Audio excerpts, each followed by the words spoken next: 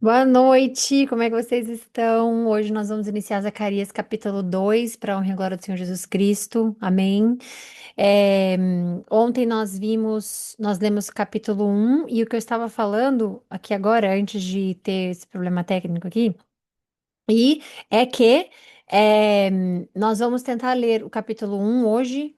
E aí o capítulo 2 também, porque eles dois juntos fazem um capítulo que a gente normalmente lê de 20 episódios, 20 versos, né? Então vamos tentar fazer com que a gente consiga pelo menos ler uns dois hoje, tá? Acho que vai dar. Vamos lá. Então, nós sabemos que Zacarias teve as 8 visões. Nós vamos ler agora a terceira, porque nós lemos duas ontem, né? Vamos ver agora como é que foi e o que que Deus tem para nós. Vamos fazer nossa oração e iniciar hoje. Pai amado, obrigada por esse momento que o Senhor nos coloca aqui unidos. Obrigada porque nós estamos alimentando o nosso espírito. E a sua palavra é muito clara, dizendo que a carne vai atrás do que é da carne e o espírito vai atrás do que é o espírito. E nós, assim, precisamos alimentar o nosso espírito em comunhão com o Senhor, porque a sua palavra é o pão da vida. Então, nós agradecemos e pedimos para que o Senhor me use como canal nessa live, para que nós possamos aprender, aplicar na nossa vida aquilo que é o seu ensino e que tudo que o Senhor tiver para nós aprendermos, né? Que o Senhor destampe os nossos ouvidos, olhos, corações espirituais, para que a sua palavra possa cair em terra fértil para o nosso crescimento espiritual.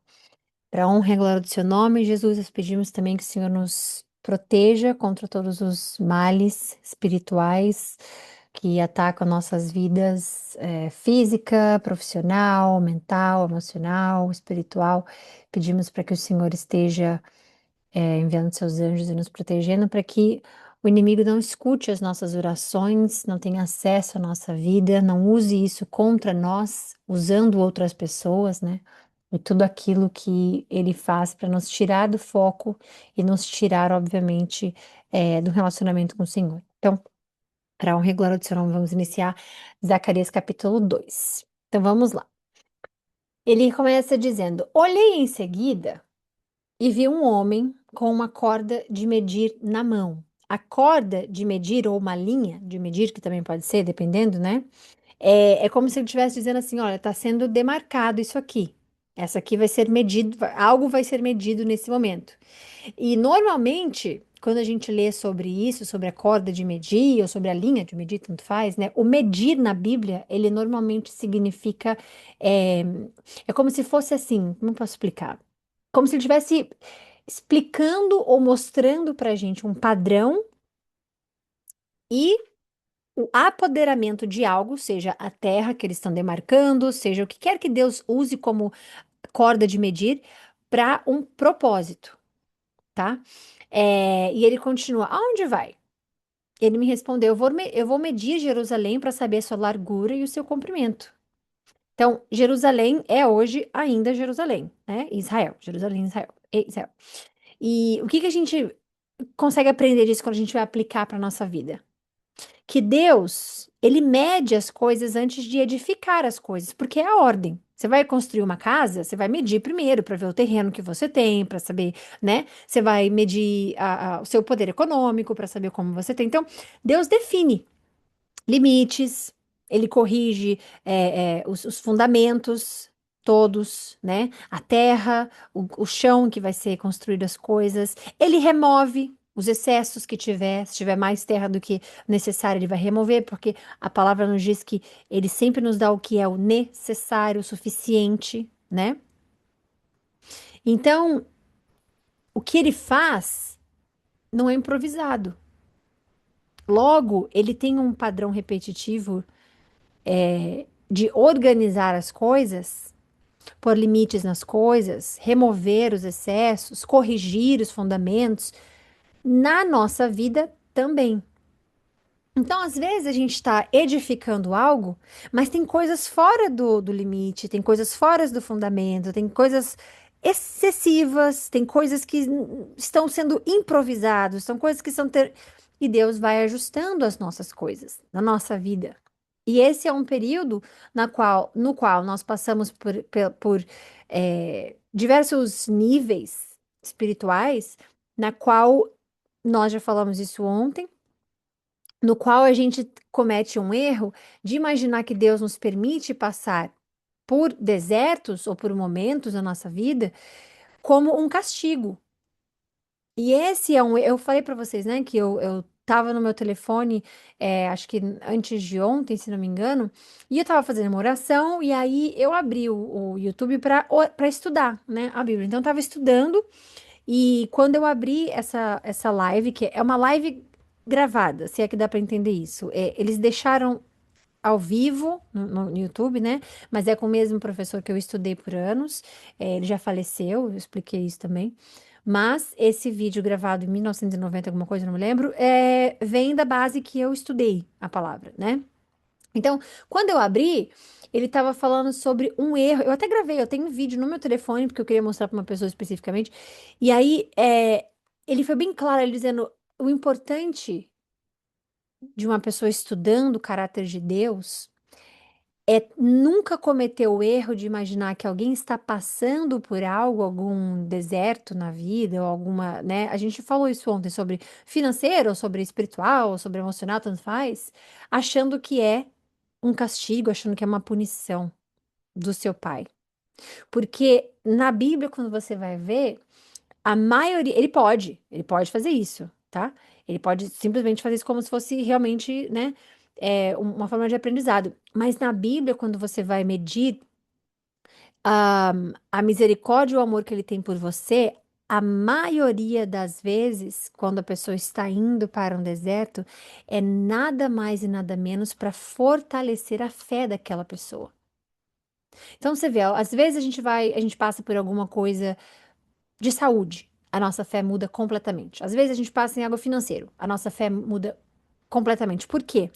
Muitas das vezes, se não todas, Deus nos chama a atenção para voltarmos para Ele. Então, muitas das coisas que você passa, muitas das coisas que Deus vai permitir você passar, é só.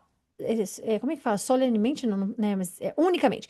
É unicamente para que a sua fé, além de ser provada, ela seja fortalecida. Quando você se afasta muito de Deus, muitas coisas acontecem na sua vida porque Ele te chama. Se você tiver 100% da sua vida redonda, funcionando bem, nenhuma dificuldade, você não busca Deus. Você não agradece o tempo inteiro.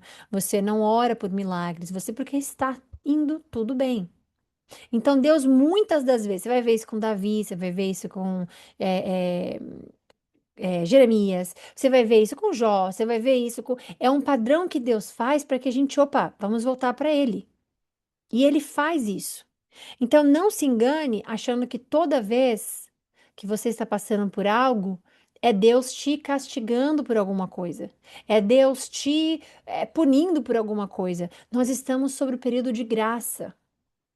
E o período de graça é um período onde o relacionamento com Deus está acima de lei, está acima de rituais, está acima de religião, está acima da religiosidade, está acima. É um relacionamento entre você e Ele. Então, tudo que Ele for buscar de volta é o seu coração. Tudo que Ele permitir você passar é para te buscar de novo. Tudo que você. Para que você lembre que você depende dEle. E quando eu vi o vídeo, falei: caramba, Deus, que legal, né? Porque Ele lembra a gente o tempo inteiro. Enquanto o envolvimento, a sua, como é que fala? O seu lugar onde você estiver, o ambiente que você estiver, o trabalho que você estiver te mostrando um caminho, Deus vai te chamar e dizer: calma, isso aqui está fortalecendo a sua fé. E normalmente é para te preparar para um capítulo que está vindo à frente. Normalmente faz isso. Às vezes, quando, por exemplo, tem alguém trabalhando numa empresa, e aí a pessoa está passando por muitas coisas. Tem um diretor sei lá, faz mal para a pessoa, tem uma outra pessoa que, né, apronta com uma outra pessoa. Muitas das vezes, Deus está ali te fortalecendo, porque no momento em que você for para algo seu, no momento em que você for promovido, no momento em que você tiver que lidar face a face com alguém de nível acima, você vai estar preparado. E isso só acontece porque você tem uma missão. E se você tem um propósito, Se você tem uma missão, se você tem um propósito, Deus vai te preparar para aquilo, para que você entre na sala de reunião, para que você entre na sala da sua vida, para que você entre em qualquer ambiente que seja, preparado, preparada.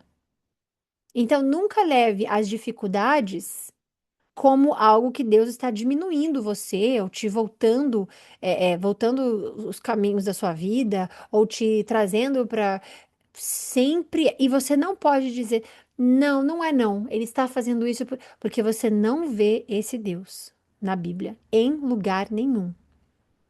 Ele nunca jogou José, ou permitiu, aliás, jogar José no poço para que José morresse, para que José passasse por dificuldade. É porque José precisava daquela resiliência para quando chegasse o momento em que eles estivessem com fome, passando pela fome, e José estivesse numa posição, chegasse até o destino dele. A mesma coisa foi com Jó. Tudo que Deus permitiu acontecer com Jó, tirou tudo, ele perdeu absolutamente tudo, e Deus deu em dobro, aliás, 7 vezes mais, 8 vezes mais. Por que que Deus fez isso? Porque ele precisava dar algo melhor a Jó, maior a Jó. E Jó precisava daquilo para o caráter dele em si. E aí você vai ver Abraão. Saiu de onde ele tinha riquezas, o pai dele era rico, o pai dele vendia imagens e vai para onde você não conhece. Olha o tamanho do deserto. E olha quanto ele foi preparado. Enquanto ele é preparado, muitas coisas foram acontecendo para que ele pudesse chegar. Veja assim com Moisés.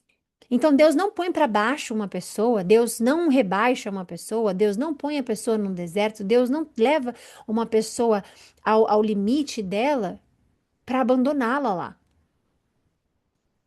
Tudo está ligado com o seu propósito. E a forma com que Deus está te preparando todas as vezes em que eles tinham, por exemplo, eles não eram acostumados com guerra, né? Quando eles saíram do Egito a primeira vez. Eles não lutavam, eles não tinham esse padrão de guerra, de ir para guerra, de pegar terras. Não, eles eram escravizados, eles eram, né, por anos e anos, mais de 420 anos, escravizados pelo Egito. E quando Moisés foi salvar, tirar eles de lá, eles foram por um deserto. Deus podia ter feito a viagem ser em dias, mas Deus fez anos, porque precisava preparar eles no deserto para lutas, para brigas, para isso e para aquilo e para aquilo e para aquilo. E tudo isso é o modus operandi do Senhor. Então, quando você está falando sobre esta linha de medir, essa corda de medir, e você vê que Deus, ele tem um padrão, ele tem uma ligação com um propósito, ele vai lá e mostra para as pessoas, é porque ele mede antes de edificar. Ele vê o que é importante, o fundamento, os excessos ele remove, e nem sempre remover é sinal de desgraça. Nem sempre remover é sinal de. E ele vai lá e constrói de novo. Olha novamente o templo sendo reconstruído. E agora de forma maior, de forma. Não maior, mas de forma melhor, de forma isso. Por quê? É assim que Deus funciona. Então, esta corda de medir, sendo agora mostrada aqui, eles estão indo lá para Jerusalém, vamos lá. E aí ele vai e diz: peraí, vamos voltar aqui. É, o seu comprimento. Então o anjo fala comigo, que falava comigo, retirou-se, o outro foi ao seu encontro e lhe disse: Corra e diga àquele jovem: Jerusalém será habitada como uma cidade sem muros, por causa dos seus muitos habitantes e rebanhos. E naquela época era muito importante ter muros, a gente sempre vê, né? Os muros e por aí vai. Então, naquele momento, quando ele fala corre, ele está falando, vai rápido, porque vai acontecer uma profecia aqui, tem uma urgência, né, profética para acontecer. A cidade vai ser construída, mas sem os muros e tudo mais. E os lugares vão ser abertos. As vilas não vão ser fortificadas como eram antes. Eles vão transbordar os limites, porque Jerusalém é muito grande, tá crescendo e tem muitas pessoas e por aí. E o que que a gente aplica isso na nossa vida? É que Deus, às vezes, ele remove esses muros, que é o controle, essas seguranças falsas que a gente tem, segurança no dinheiro, segurança numa pessoa, segurança não sei o que, como eles tinham lá atrás com o Egito, a Assíria, que eles tinham, tudo que eles mais confiavam era o Egito, era a Síria. Deus, muitas vezes, ele remove essas seguranças falsas para poder te ensinar a viver pela presença dele e não por essa autoproteção que a gente cria. E não é fácil, mas é melhor com ele. E ele disse: e eu mesmo serei para ela um muro de fogo ao seu redor. Então, você vê, se você só lê o versículo 4, você vai dizer: nossa, mas e como é que eles vão viver sem um muro fortificado? E que perigo, porque eles vão ficar abertos, e aí vai acontecer. Só que daí você vê o 5. Eu mesmo serei para ela, para Jerusalém, um muro de fogo ao seu redor, declara o Senhor. Então, Deus nunca abandona. Por isso que a segurança precisa vir dele. Nós não conseguimos controlar o tempo, pessoas, circunstâncias, resultados. Nós podemos fazer o nosso melhor para que tenhamos, mas nada está sob o nosso controle. Absolutamente nada. Até mesmo quando você tem um controle sobre, ok, eu vou ter o controle sobre o que eu vou comer hoje. Hoje eu vou comer massa. Aí você chega no seu armário e você não tem massa. Você fala, ih, acabou, nem vi. Então já saiu do seu controle até o que. Então as coisas elas são muito fluidas. E na nossa vida, obviamente, eu usei um exemplo bem leve aqui, mas na nossa vida, as coisas principais, mais importantes e tantas outras coisas que nós temos que, né, viver e lidar na nossa vida, se você busca essa segurança em outras coisas que não seja o Senhor, a gente vai para essa auto-reflexão e proteção de como fazer, e aí nós voltamos para caminhos antigos, como eles sempre quiseram voltar para Egito. Não, porque lá era onde eu tinha segurança, porque lá era onde eu tinha. E Deus falando com eles, e eles, não, vamos voltar para lá. Quando, inclusive, eles saíram do Egito, foi a mesma coisa. Chegaram um momento, estavam com fome. Moisés, você trouxe a gente aqui para morrer de fome? É melhor a gente voltar para lá onde a gente tinha carne, onde a gente tinha, né? Porque sempre é assim. A gente estava falando isso com uma das pessoas aqui na live ontem, né? Falando sobre. Só que a gente estava no offline aqui, sobre esse controle, sobre essa coisa de nosso cérebro tá sempre buscando o que é o seguro pra gente. E o nosso cérebro ele foi feito dessa forma, para não te deixar sair da zona de conforto, e é isso que o cérebro ele realmente faz para te tirar do perigo. E o que é desconhecido para o cérebro é um perigo. Então você tá num GPS, você vai indo reto, virar à direita é um perigo. Sobe um alerta no seu cérebro direto. Mas e por aqui? Por onde vai? Mas e se não tiver saída? E se não... É assim que funciona o nosso cérebro. Então, normalmente a gente quer voltar para onde a segurança está. No caso de Israel, no caso deles, naquela época os hebreus, eles faziam a mesma coisa. Não tem água. Aí reclama com Moisés, é a mesma coisa. Você trouxe a gente aqui para morrer? Porque de sede, porque não tem água. E aí essa pressão faz com que você tenha atitudes como a de Moisés, bata na rocha quando Deus não permite que faça isso repetidamente para que você saia dessa pressão. Só que a consequência de ir contra Deus é pior do que a consequência de você ir contra um homem. Então, quando a gente vê que Deus ele remove esses controles, essa segurança, para te ensinar a viver pela presença dele, não é um castigo, é uma bênção. E aqui, se você lê o 4, você diz: nossa, eu não iria se eu fosse eles. Como é que a cidade vai ficar sem muro? Não tem como. Aí você lê o 5 e você lembra que ele é o seu pai. Você fala: não, peraí, ele mesmo vai ser o meu muro de fogo? Nossa, não tem nada melhor que isso. Aí ele continua. E lembrando, né? Naquela época, era tática de sobrevivência você proteger o muro da sua cidade.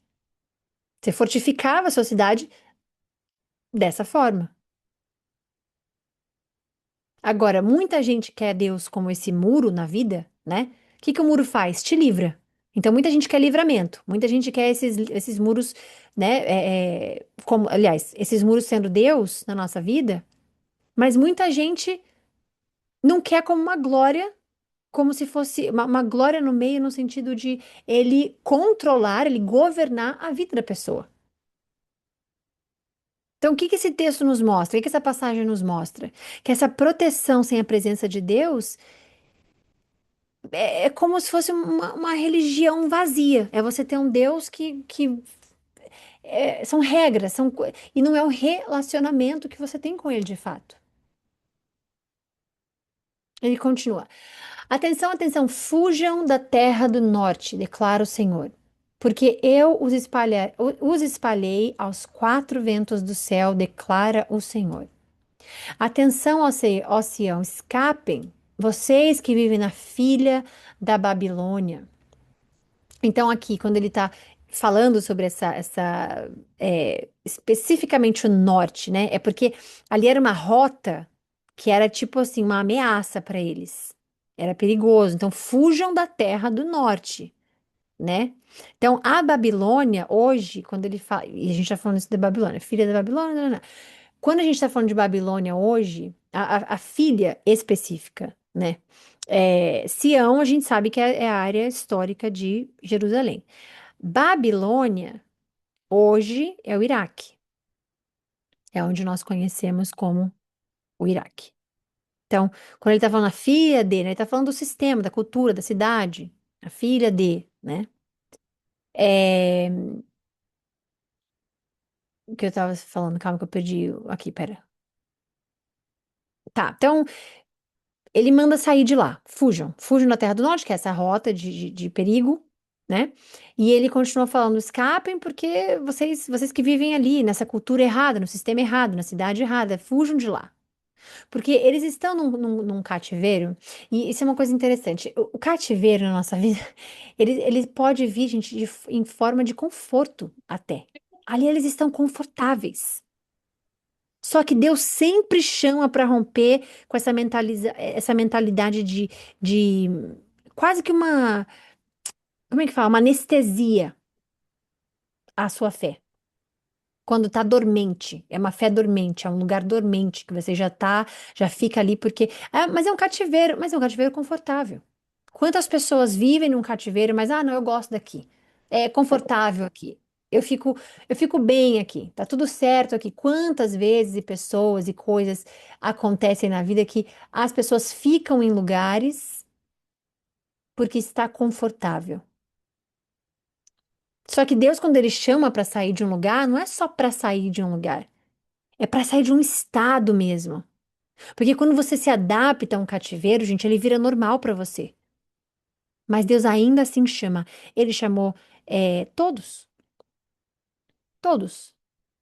Começando com Abraão, depois. E vai indo, por aí sim, vai indo. Noé, que a gente raramente toca o nome de Noé, mas estava tudo certo. Tirou Noé da vida dele, do trabalho dele, só porque os outros estavam pecando. Ele não estava, mas, né, da forma com que os outros estavam. Mas saia daí.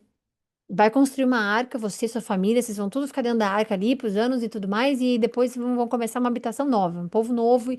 Quem faria uma coisa dessa? Depois você vai para Davi. Não, não, eu sou só pastor de ovelhas. Não, não, você vai ser o rei. Depois chama, por aí vai. Jesus chama os discípulos, todos eles confortáveis, sendo o quê? Cada um fazendo a sua carreira, cada um fazendo o seu trabalho. Inclusive, vários deles quiseram voltar depois que Jesus se vai. Muitos deles ainda falando, não, eu vou voltar, é melhor. Ou então, peraí, eu vou te seguir, Jesus, mas deixa primeiro eu voltar ali. Porque o cativeiro, quando ele é confortável, não tem por que você sair. E você se acostuma com o que te é dado. E Deus, ele não te chama para sair de um lugar. Ele te chama para sair de um estado específico que você está. E a dormência de fé é um perigo. Você está dormente na sua fé é um perigo. Só vou à igreja domingo. Só vou. Ai, tá bom. Quando der, eu leio. Você acredita em Deus? Ah, acredito. Você está pedindo a Deus, está orando a Deus, você está fazendo, né? E aí você. Não, tô, mas assim, quando eu vou à igreja domingo e por aí vai. Na sua vida. Onde você está agora na sua vida espiritual, na sua vida mental, emocional, profissional, tudo na sua vida está confortável, você está conseguindo ser feliz, você está conseguindo viver de forma com que o seu propósito é dado, de forma com que você está dando o seu melhor, porque o que Deus te deu para o seu propósito é o melhor que Ele tinha para você. E você não pode dizer que Deus não te deu o melhor. Ele te deu o melhor. Você vai passar a vida inteira. num cativeiro, você vai passar uma vida inteira sem explorar o que ele te deu, você vai dizer, não, Deus me deu a capacidade de fazer isso, e eu vou fazer isso. Deus me deu a capacidade de ser melhor, de fazer melhor, de conseguir melhor, de... Então, tudo que você for fazer na sua vida, que você dê graças a Ele, glórias a Ele, e faça melhor. Porque se você estiver num lugar onde você está, eh, onde você está dormente, num modo automático, num piloto automático, Deus está te chamando. Eu espero que eu esteja, nós estamos sendo aqui agora, nesse momento, um canal de resposta de oração na sua vida. Deus te deu o melhor para que você seja o melhor, para que você faça o melhor, e não em competição com os outros, mas competição com você mesmo, com quem você era 10 anos atrás, com quem você era 5 anos atrás, com quem você foi ontem. Não existe uma vida na qual Deus te fez de uma forma e você morra dessa forma. Existe uma vida onde Deus te chamou para você crescer, para você expandir, para você fazer melhor. De onde você estava para onde você vai. Do que você fez para o que você vai fazer. Do que você dizia para o que agora você diz. Do que você pensava, do que agora você pensa. Do que você fez, do que agora você faz. É um convite sempre. Todo dia que ele te deixa acordar de manhã, ele está te chamando para que você cumpra o propósito que ele te deu. Porque assim diz o Senhor dos Exércitos: Ele me enviou para buscar a sua glória entre as nações que saquearam vocês, porque todo aquele que tocar em vocês toca na menina dos olhos dele. Então aqui a gente volta para algo bem específico mesmo, que é uma expressão hebraica, essa menina dos olhos, né? Que é uma parte mais sensível do olho especificamente. Quando você fala menina do olho, é uma expressão porque a parte mais sensível do olho, que é a pupila, que é a parte do centro, é onde tem o zelo maior, é onde é mais protegido. Então é o que Deus faz com Israel. Então, às vezes, você acha que o que você está passando na vida é irrelevante para Deus. Ah, o que eu estou passando para ele, ele está só permitindo, mas eu vou ter que passar. Não é, o ataque que você enfrenta não é irrelevante para Deus, porque ele vê como um zelo, ele vê como justiça.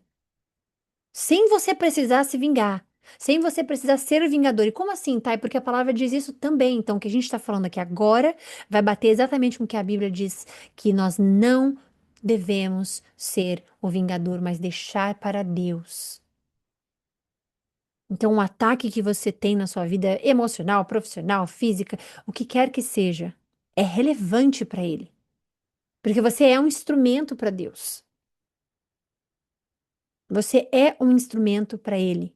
Então, ele pensa o que você come, o que você põe dentro do seu corpo como alimento, como energia. Ele pensa as horas que você dorme, porque ele mesmo descansou. Ele não dormiu, mas ele descansou.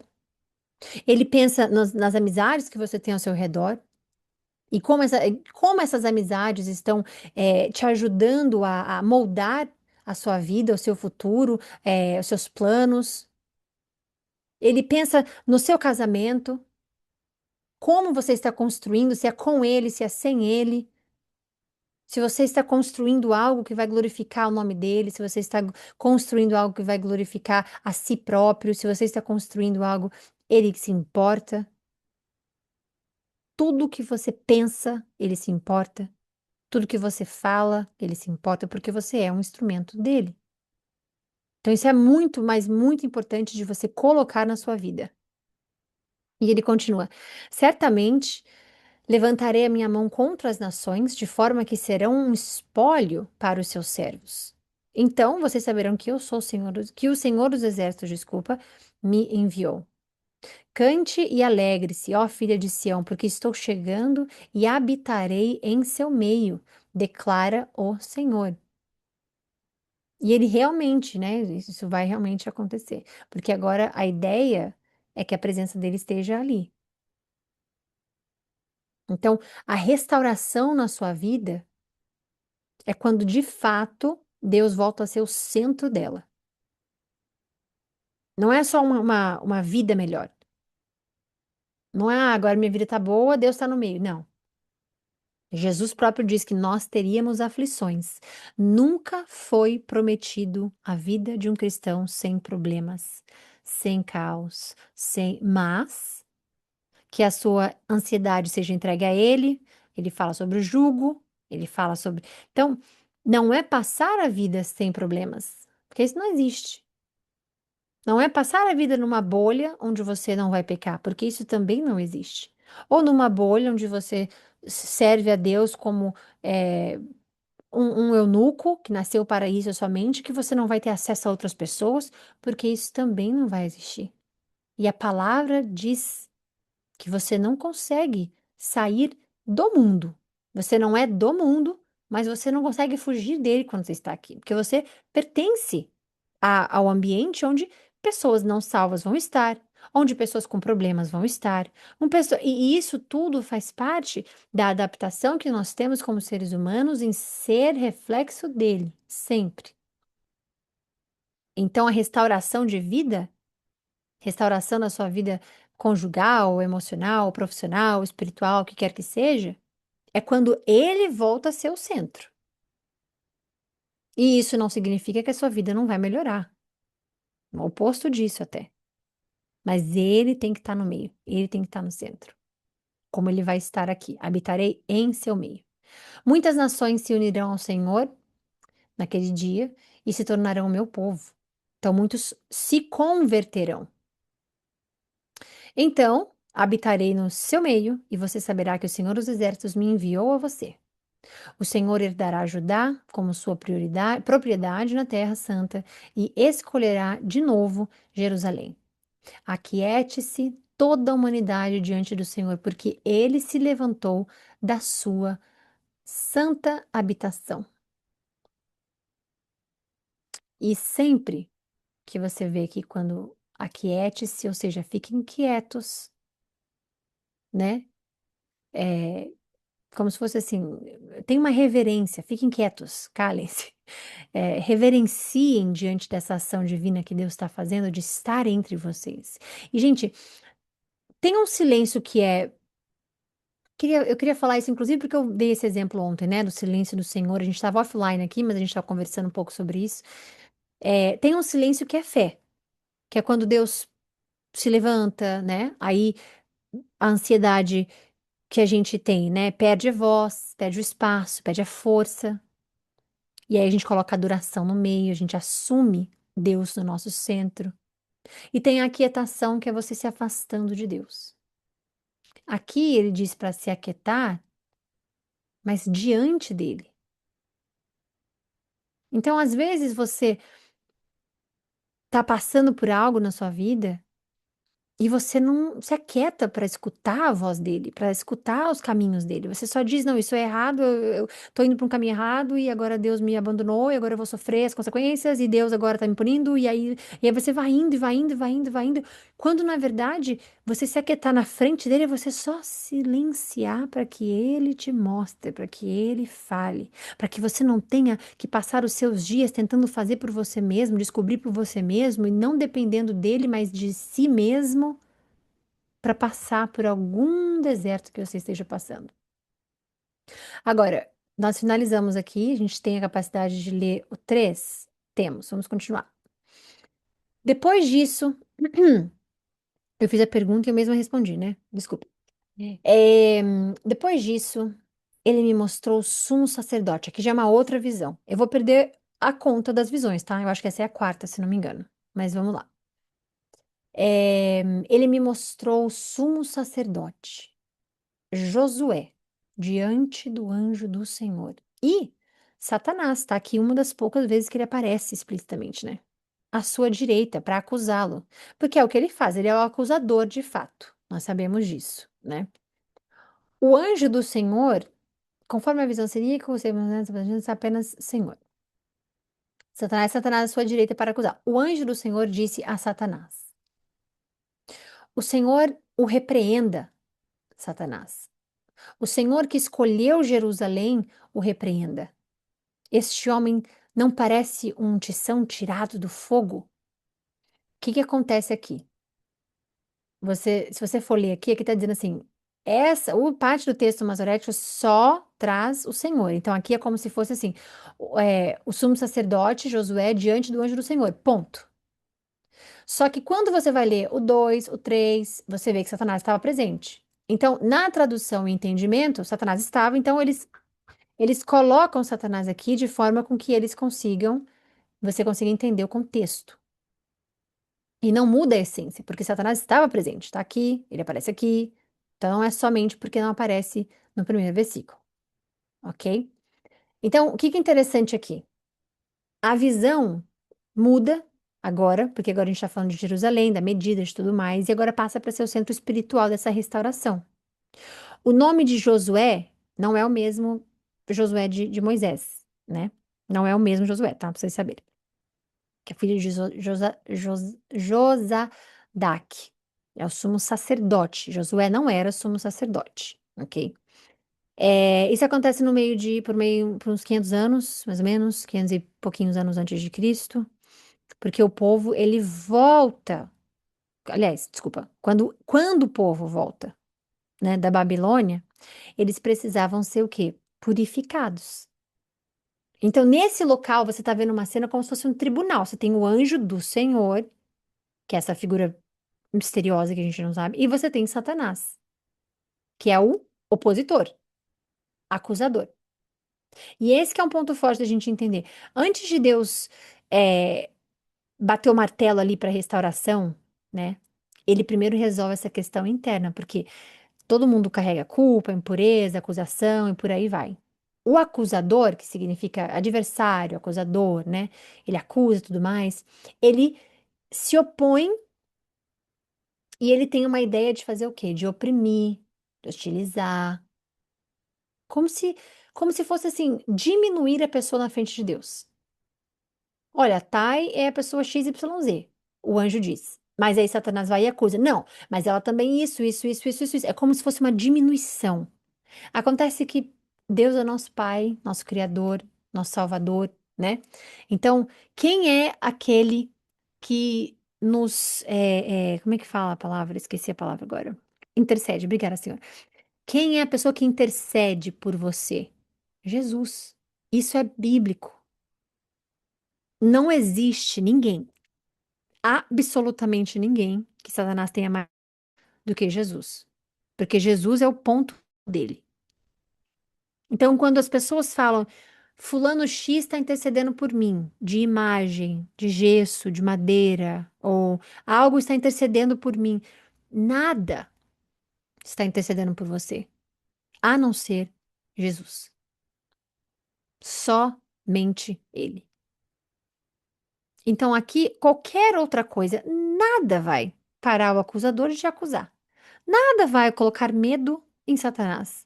O único é o sangue de Jesus. É o único que dá medo nele. Por isso que quando você vai ver é, filmes, você vai ver pessoas falando repreendido em nome de Jesus. O sangue de Jesus tem poder. O nome do Senhor é sempre Jesus, porque ele enfrenta Deus. Ele copia Deus, ele enfrenta Deus, ele não é Deus, não é de Deus especificamente que ele tem medo. Ele sabe que Deus é o dono de tudo, mas Deus entregou a ele o mundo para que ele se gerenciasse. Então ele tem com Deus uma competição. Ele encarou Deus lá em cima, por isso que ele foi expulso. Ele sabe que Deus tem poder, mas Deus decretou que Jesus fosse o fim de Satanás. Então ele só tem medo de Cristo mesmo. Porque se fosse para finalizar com ele, Deus teria feito. Agora, Deus tem uma profecia na qual Jesus Cristo é o final dele. Então, ele sempre vai parar as pessoas de acreditarem em Cristo. Ele sempre vai fazer com que as pessoas vejam Jesus da forma que o mundo criou, um religioso, alguém que odeia isso, alguém que odeia aquilo, quando Jesus de fato não é o sistema religioso, mas o fundamento da salvação. Então, esse cenário espiritual que está acontecendo aqui é um julgamento que você está vendo.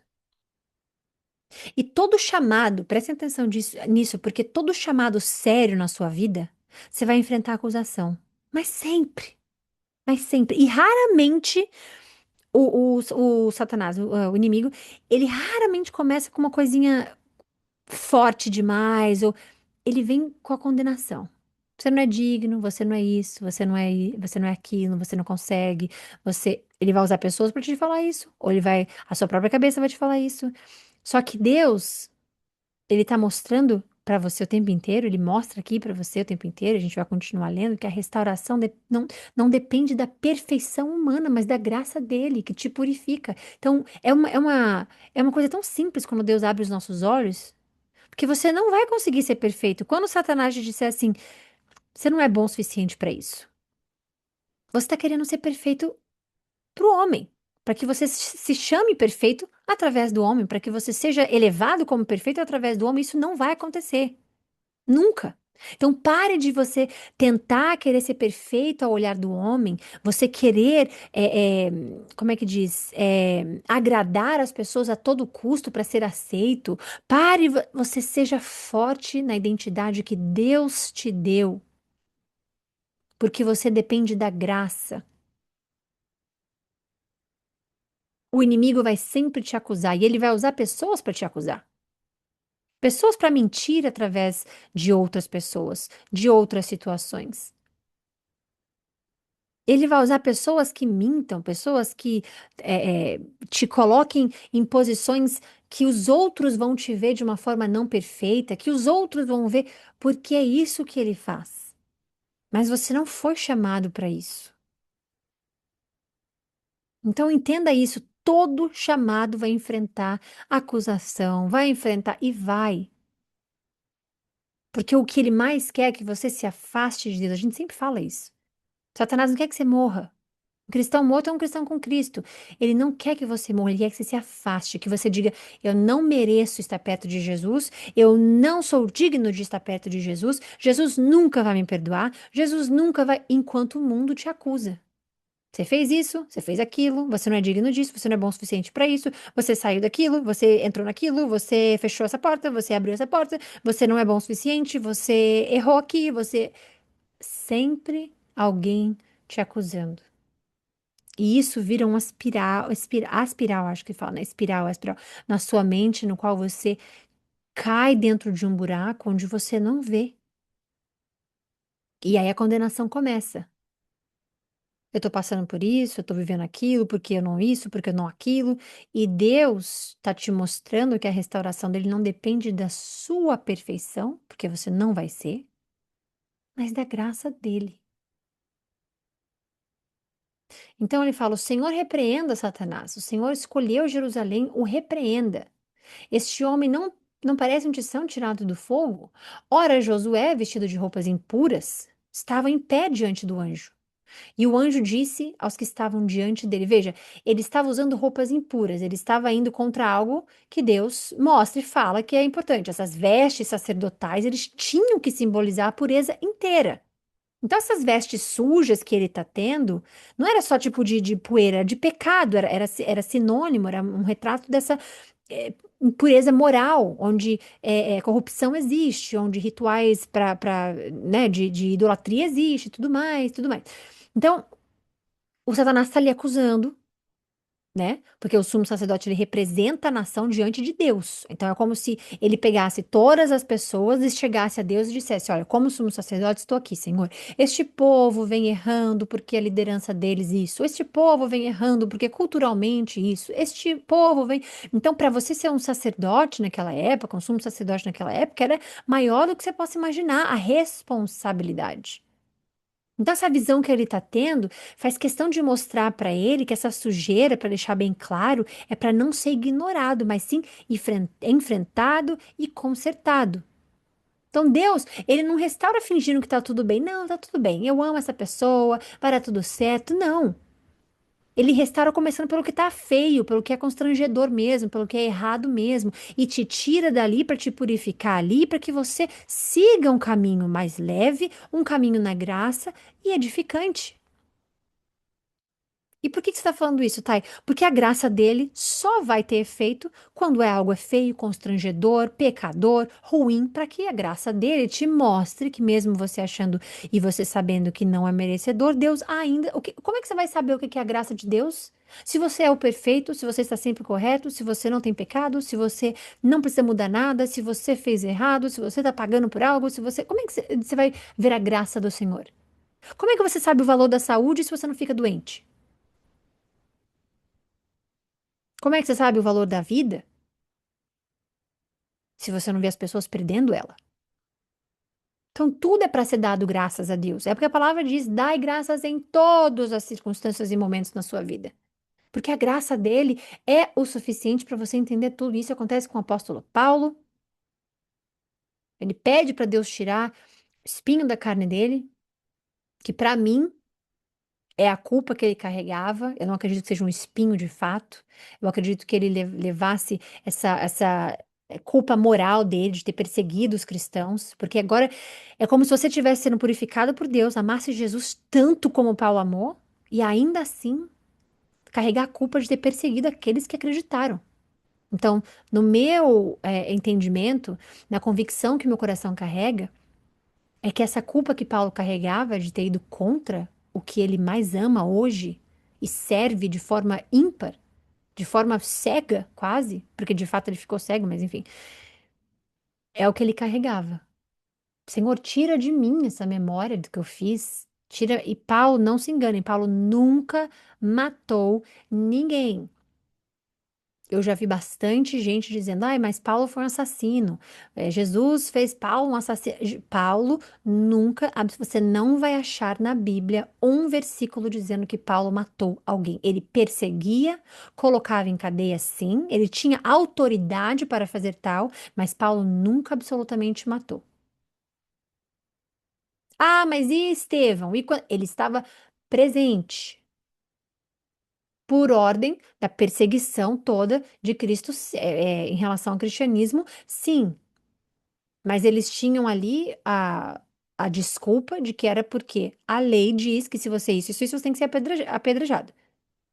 Então não foi Paulo dizendo, vão lá, apedrejem. Aliás, deixe eu apedrejar primeiro. Paulo não matou ninguém, para que isso seja bem claro. Tire as roupas impuras dele, depois disse a Josué: Veja, eu tirei de você o seu pecado e o vestirei com trajes nobres, porque é isso que Deus faz. Quando Jesus fala sobre você nascer de novo, o seu novo eu, a sua nova criatura, ele está tirando de você essa veste de pecado e te colocando em trajes nobres, porque agora você carrega o nome dele. Então eu disse: coloquem um turbante limpo na cabeça dele. Colocaram então um turbante limpo na cabeça dele e o vestiram enquanto o anjo do Senhor permanecia ali. Isso é muito legal, porque é um sinal, esse turbante especificamente, né? Se chama. Ai, mitra. Chama mitra. Essa mitra, né, que é esse turbante, ele era um sinal oficial que ele era um sacerdote, que era o ofício dele era esse. Não é de estética só. Era para restaurar a autoridade deles. É como se Deus estivesse dizendo assim: olha, você não está sendo só perdoado em particular, tá? Eu e você aqui, mas você vai ser restaurado publicamente também. As pessoas vão ver o serviço que você faz, o que você faz. E o anjo do Senhor estava ali, e tudo mais, só reforça que Deus dá essa supervisão enquanto ele está passando por esse processo. Deus, gente, ele não cura só a culpa, não. Ele cura a identidade de uma pessoa. O inimigo tenta te definir pelo que você fez no passado, pelo que você errou no passado, blá, blá, blá. Mas Deus, ele te define pelo que ele faz de você. Ele te cura na sua identidade. A gente sempre fala sobre isso, que é a sua identidade. Inclusive, era que eu sofria bastante em relação aos signos. A minha identidade era o signo X. Eu fazia algo e com todo orgulho dizia: Ah, é porque eu sou isso. O nome do signo. Tatuei o símbolo do signo em mim para você ver tamanha devoção, porque para você tatuar no seu corpo algo, eu pelo menos não levava tatuagem como algo leve. É você carregar para sua vida inteira aquilo ali. Então eu colocava aquela identidade sobre mim e achava ótimo, maravilhoso. Achava que a minha identidade era ser assim, era ser assado, era ser X, Y, Z e não tinha espaço para minha identidade nova. Você não consegue ter duas identidades. Eu não conseguia me ver algo diferente do que aquele signo. Batia tudo, era tudo perfeito. Por que que eu vou ser mais calma? Por que que eu vou ser mais paciente? Meu signo não é? Por que que eu vou ser mais XYZ? Meu signo não é? Então a sua identidade, ela tem que ser enraizada em Cristo. O anjo do Senhor exortou Josué, dizendo: Assim diz o Senhor dos Exércitos: Se você andar nos meus caminhos, obedecer os meus preceitos, governará a minha casa, e também estará encarregado dos meus átrios, e eu darei a você um lugar entre estes que estão aqui. Aqui você está vendo uma responsabilidade, um chamado a representar e ser responsável por algo que Deus te dá. E isso é algo que você precisa fazer com graça e honra sempre. Depois dessa purificação, Deus está mostrando a parte de administrar. E para você administrar o povo de Deus, ou você faz de forma honrosa para Deus, ou você nem faça. Porque se você for honrar a Deus por você mesmo, não é mais para Deus.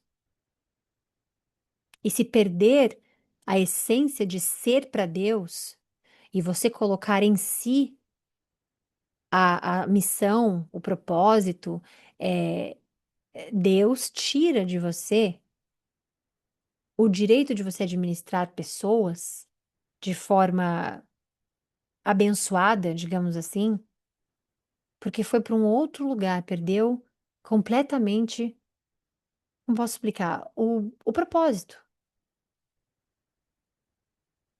Então aqui ele está dizendo, olha, agora chegou a parte de administração. Se você estiver administrando isso certo, você vai andar nos meus caminhos. Você vai obedecer aos meus preceitos, você vai governar minha casa, ou seja, o templo, a igreja, o que é que seja. E você também vai estar encarregado dos atos, e eu vou dar a você um lugar entre esses aqui que estão aqui, ó.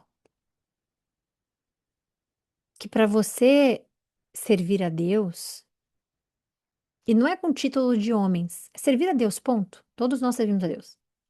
Mas servir Deus com vidas, onde vidas estão sendo impactadas. A live, por exemplo, que nós estamos aqui agora, não importa quantas pessoas estão na live, não importa quantas pessoas, se você ministra na sua casa para os seus filhos, você ministra para a mulher especificamente, o seu primeiro ministério é a sua casa, inclusive. Quando você casa, quando você tem filhos, né?